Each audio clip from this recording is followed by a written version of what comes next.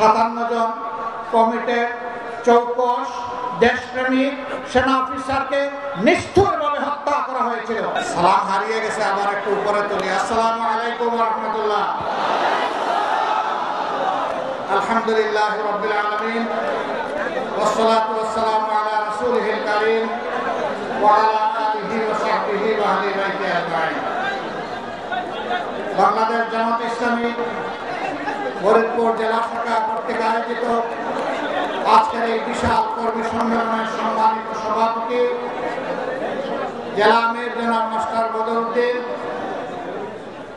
কেন্দ্রীয় নির্বাহী পরিষদের সম্মানিত সদস্যদ্বয় জনাব হামিদুর রহমান আজাদ সাবেক এমপি, জনাব মোবারক হুসাইন, কেন্দ্রীয় এবং আঞ্চলিক স্থানীয় নেতৃবৃন্দ, সহকর্মী ভাইয়েরা, সাংবাদিক বন্ধুগণ, সুধী মণ্ডলী, আল্লাহ তাআলার শুকরিয়া আদায় করছি যে আল্লাহ আমাদেরকে আজকে মুক্ত বাতাসে আপনাদের সামনে হাজির হওয়ার তৌফিক দিয়েছেন। আলহামদুলিল্লাহ রাব্বিল আলামিন।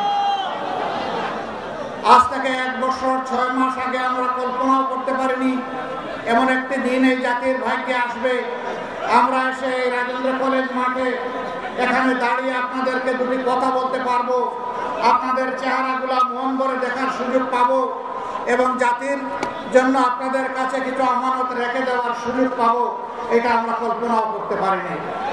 আমাদের মাহবুদের একান্ত মেহেরবানি।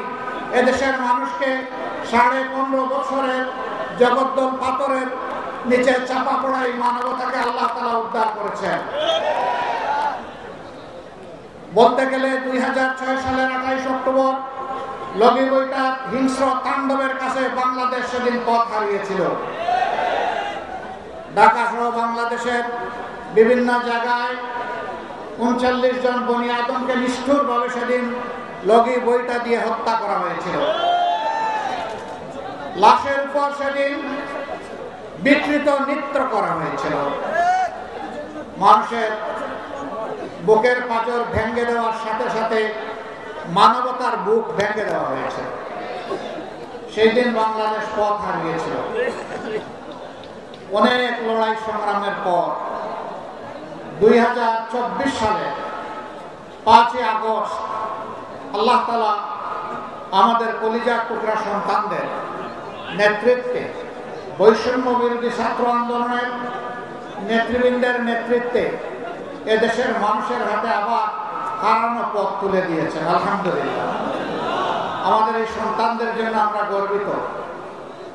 আমাদের সকল ভালোবাসা তাদের জন্য, আমাদের শ্রদ্ধা তাদের জন্য, আমাদের কৃতজ্ঞতা তাদের জন্য।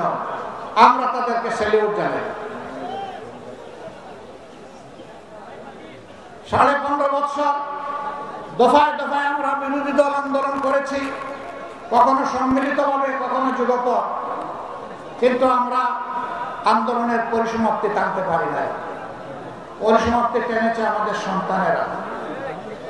আল্লাহ এরকম সন্তান আমাদের জাতিকে উপহার দিয়েছে। মাবুদের দরবারে শুকরিয়া আদায় করি, আলহামদুলিল্লাহ। আল্লাহ তাআলার দরবারে দোয়া করি তারা যে বৈষম্যহীন মানবিক সমাজ কায়েমের জন্য লড়াই করে এই জাতিকে মুক্তির পথ দেখালো, আল্লাহ যেন এই লড়াইয়ে ময়দানে যারা নিহত হয়ে দুনিয়া থেকে বিদায় নিয়েছেন তাদের রক্তের ঋণ আল্লাহ যেন এই জাতিকে পরিশোধ করার তৌফিক দান করেন। যারা আহত হয়েছেন, পঙ্গু হয়েছেন, তাদের রক্তের ঋণ যেন এই জাতি স্মরণ রেখে তাদের প্রতি শ্রদ্ধা জ্ঞাপন করে। নিহত বান্দাদেরকে আল্লাহ যেন শহীদ হিসাবে কবুল করেন। তাদের পরিবারবর্গকে আল্লাহ যেন সবরে জামিল দান করে। এই জেলা আমাদের বিশাল আবেগের জেলা।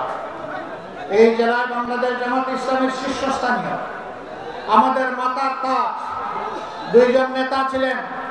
তৎকালীন সেক্রেটারি জেনারেল শহীদ আলী আহসান মোহাম্মদ মুজাহিদ এবং সহকারী সেক্রেটারি জেনারেল জনাব শহীদ আব্দুল কাদের মোল্লা। তাদেরকে অত্যন্ত নিষ্ঠুরভাবে বিচারিক আদালতে খুন করা হয়েছে। আমরা এই খুনের বিচার চাই, আল্লাহ তাআলার কাছে চাই, দুনিয়ার আদালতেও চাই। আমরা দেখতে চাই তাদের উপর যে জুলুম করা হয়েছিল, আজ বাংলাদেশের মানুষ যেন চিৎকার দিয়ে বলে যে তাদেরকে হত্যা করা হয়েছে।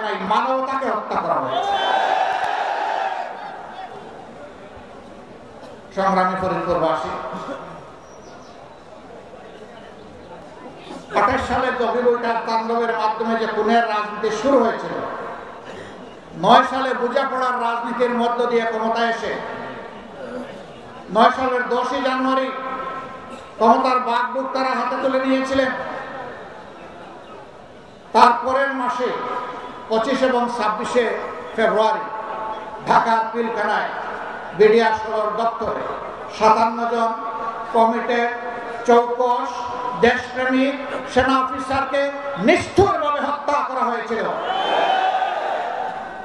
তাদের পরিবারের পুরুষ এবং মহিলা সদস্যদেরকে হত্যা করা হয়েছিল। এই গর্বিত সন্তানদের লাশ হত্যার পরে ড্রেইনে ভাসিয়ে দেওয়া হয়েছে। বাতি নিভিয়া খুনিদেরকে নিরাপদ প্রস্থানের ব্যবস্থা করা দেওয়া হয়েছিল। কারা করলো এগুলা? বাতির সুইচ কার হাতে ছিল? এত নিরাপত্তে 2টা দিন ধরে তারা হত্যাযজ্ঞ চালালো, কেন কোনো ব্যবস্থা নেওয়া হয়নি? ক্ষমতার সিঁড়িতে আরোহণ করার জন্য, মসনদে আরোহণ করার জন্য কার্যত সেনাবাহিনী এবং বিডিআর 2টা বাহিনীকেই ধ্বংস করে দেওয়া হয়। জাতি তার বিচার চায়। আমরা হত্যাকারী এবং হত্যার পরিকল্পনাকারীদের নাম জানতে চাই, ওদের মুখ দেখতে চাই, ওদের আমরা ফাঁসি চাই। প্রিয় দেশবাসী, এই যে হত্যার রাজনীতি চলতেই থাকলো, আল্লামা দেলাওয়ার হোসেন সাঈদী তিনি শুধু বাংলাদেশের জনগণের নন, বাংলাদেশের বাউন্ডারি অতিক্রম করে তার একটা ভালোবাসার রাজত্ব ছিল।